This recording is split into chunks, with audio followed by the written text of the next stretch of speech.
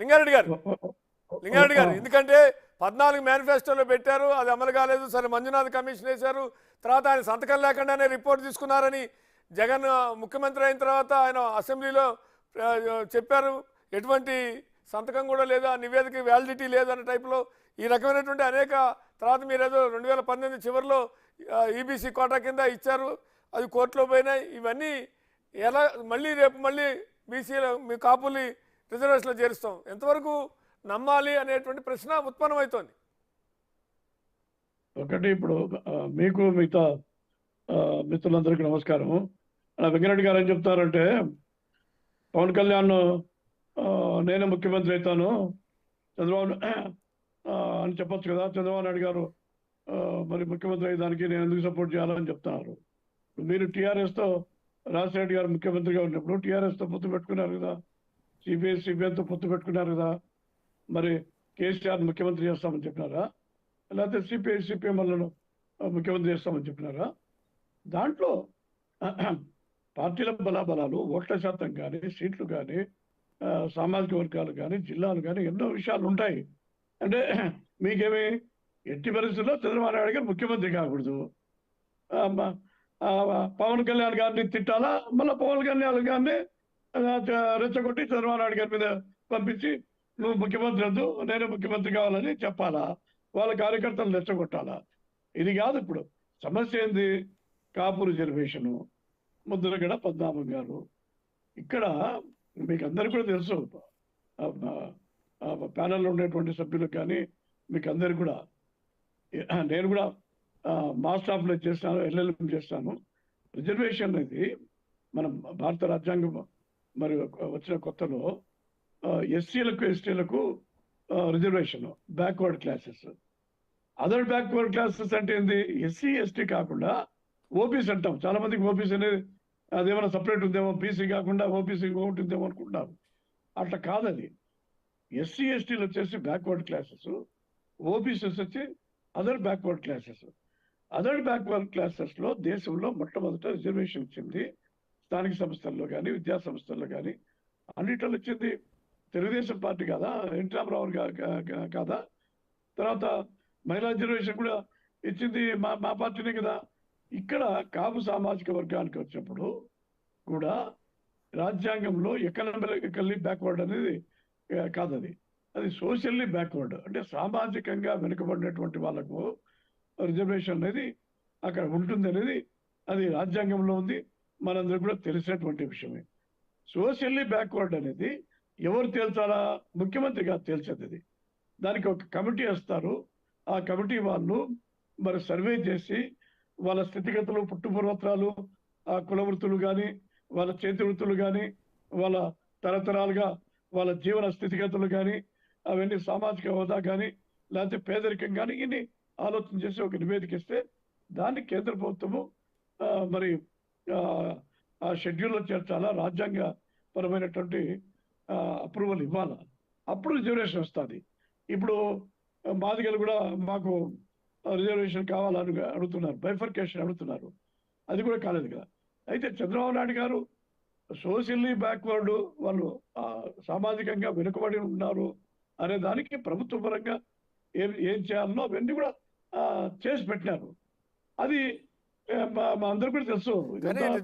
బీసీలో చేరుస్తాం అని మేనిఫెస్టోలో ప్రకటించారు అనేటువంటిది వాస్తవా కాదా? బీసీలో చేరటం ద్వారా ఆటోమేటిక్గా బీసీలకు వచ్చే రిజర్వేషన్ వాళ్ళకి వస్తాయి అనేటువంటిది. సరే, మీరు అనుకున్నారు విద్యా అవకాశాల్లో, ఉద్యోగాల నియామకాల్లో, విద్యా సంస్థల్లో రిజర్వేషన్లు కల్పించడం అనేటువంటిది ఒక అంశం. మీరు కూడా ఇందాక చెప్పారు వర్గీకరణ అంశాన్ని రాష్ట్రం చంద్రబాబు ముఖ్యమంత్రిగా ఉన్నప్పుడు అమలు చేశారు. సరే, అది సుప్రీంకోర్టులో దాని మీద స్టే వచ్చింది, అదొక అంశం. కానీ నేనేమంటానంటే చేర్చడం బీసీ జాబితాలో ఆ రాష్ట్ర ప్రభుత్వాల కింద ఉన్నటువంటి అంశం, ఏ కులాలను బీసీలో చేర్చాలి, ఏ కులాలను బీసీలో నుంచి తీసేయాలి.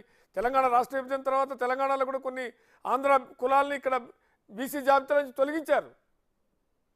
అదే కేంద్ర ప్రభుత్వం చేయాల్సినటువంటి పని, కేంద్ర ప్రభుత్వంతో ఆ పని మేము చేయిస్తాము, దానికి తీవ్రంగా ప్రయత్నం చేస్తామని చెప్తున్నాం. కానీ అది అమలు అయ్యేదానికి కొంత సమయం పడుతుంది. కాబట్టి కేంద్ర ప్రభుత్వము ఆర్థికంగా వెనుకబడిన వాళ్ళకు ఈబీసీ రిజర్వేషన్ ఇచ్చింది కాబట్టి 10%, ఆ ఈబీసీ రిజర్వేషన్ కు మరి రాజ్యాంగపరమైనటువంటి అనుమతి ఉంది. సుప్రీంకోర్టు కూడా అది ఇవ్వచ్చు అని చెప్పి ఇచ్చింది. కాబట్టి దానికి కోర్టు అడ్డంకులు లేవు కాబట్టి ఆ 10% ఏదైతే సుప్రీంకోర్టు అప్రూవల్తో కానీ కేంద్ర ప్రభుత్వం ఇచ్చినటువంటి ఆ 10%లో 5% రిజర్వేషను కాపులకు మాత్రం ఇస్తాం. మిగతా ఉన్నత వర్గాలకు ఆర్థికంగా వెనుకబడినటువంటి వాళ్ళకు మిగతా 5% ఇస్తామని చెప్పినారు. అయితే వీళ్ళు దాన్ని కూడా అడ్డుకుంటున్నారు. ఇప్పుడు ఆయన వెంకటరెడ్డి గారు కూడా చెప్తున్నారు, దాన్ని కూడా అడ్డుకుంటున్నారు. మేము 5% ఇచ్చినాం కదా, దాన్ని మీరు కొనసాగించి దాన్ని పూర్తి స్థాయిలో అమలు జరిగేటట్టు చేయాలా. ఇప్పుడు ముద్రగడ గారు 14 గారి విషయం వచ్చినప్పుడు ఆయన ఎన్టీఆర్ క్యాబినెట్లో మంత్రిగా పనిచేసినాడు. ఆయన పేషికి ఏం బోర్డు పెట్టినాడు, కాపులు అనే వాళ్ళు ఎవరు కూడా మా పేషిలోకి రావద్దని చెప్పి ఆయన బోర్డు పెట్టాడని చెప్పి నేను విన్నాను. తర్వాత చంద్రబాబు నాయుడు గారు ముఖ్యమంత్రిగా ఉంటే ఆయన చంద్రబాబు నాయుడు గారికి వ్యతిరేకంగా ఉద్యమాలు చేస్తాడు. ఇప్పుడు ఈ 4.5 సంవత్సరం నుంచి కాపులకు అన్యాయం జరగలేదా? ఇప్పుడు కాపు కార్పొరేషన్ పెట్టాము, 1000 కోట్లు బడ్జెట్ ఇచ్చినాము, చాలా మందిని కాపులను విదేశీ విద్య దాంట్లో కాపు కార్పొరేషన్ ద్వారా చదివిస్తున్నాము. తర్వాత అన్ని రకాలైనటువంటి సబ్సిడీ లోన్లు కానీ ఉపాధికి సంబంధించినటువంటి మేము చేసినాము.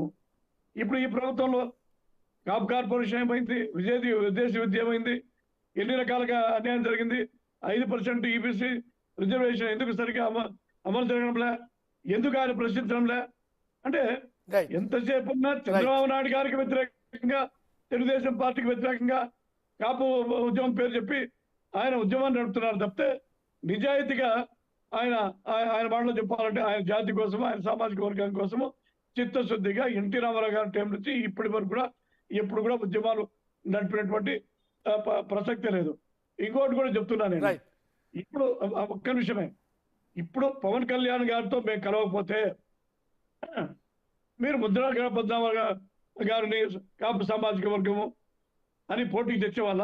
ఇది ఎంతసేపు రాజకీయ లబ్ధి కోసము పవన్ కళ్యాణ్ గారిని కాపు సామాజిక వర్గాన్ని డైల్యూట్ చేస్తానికి, నిర్వీర్యం చేస్తానికి, వాళ్ళ ప్రయోజనాలను, వాళ్ళ భవిష్యత్తును, వాళ్ళ యొక్క హోదాను దెబ్బ కొట్టడానికి మీరు పద్మనాభ గారిని వాడుకుంటారు కానీ చెప్పి ఏముంది చెప్పండి. ఆయన ఉద్యమం వెనుక నిజాయితీ ఎప్పుడూ కోల్పోయినాడు.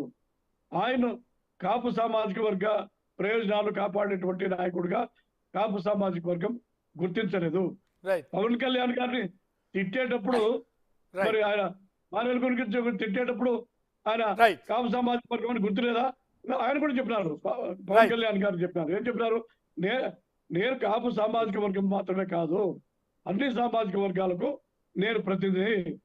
ఈ రోజు మీ నేతృగాలే కాబట్టి ఏం నిజాయితీ చెప్పండి. దాంతో చిన్న బ్రేక్ తీసుకుని వస్తాం మీ దగ్గరికి, చిన్న బ్రేక్ జస్ట్